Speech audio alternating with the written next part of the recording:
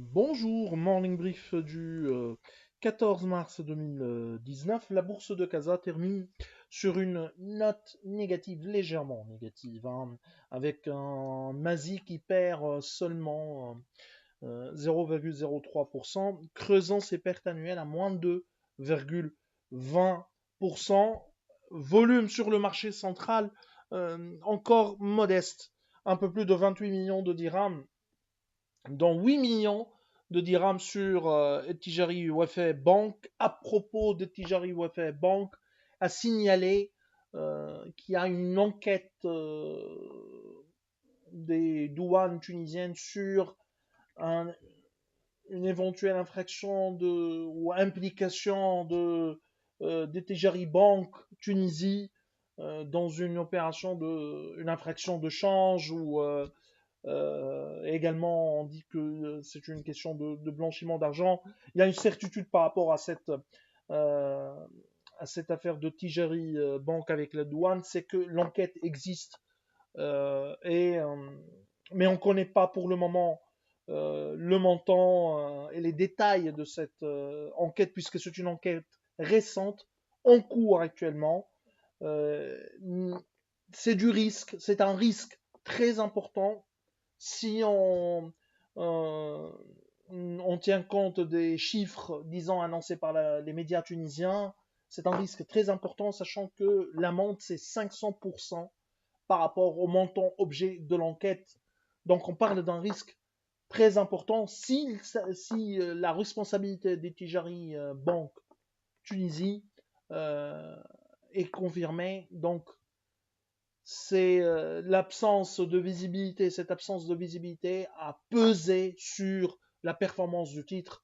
On est sur une baisse très importante de Tijari Bank depuis le début de l'année, notamment au cours de deux dernières séances, avec une perte euh,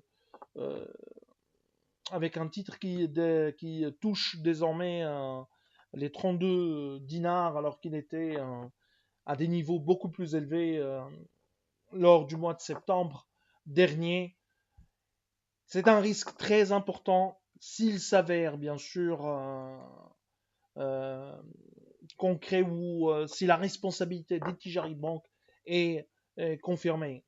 Dans tous les cas de figure, on le connaît, on connaît très bien le fait que l'absence de visibilité alimente les incertitudes et donc alimente une tendance baissière.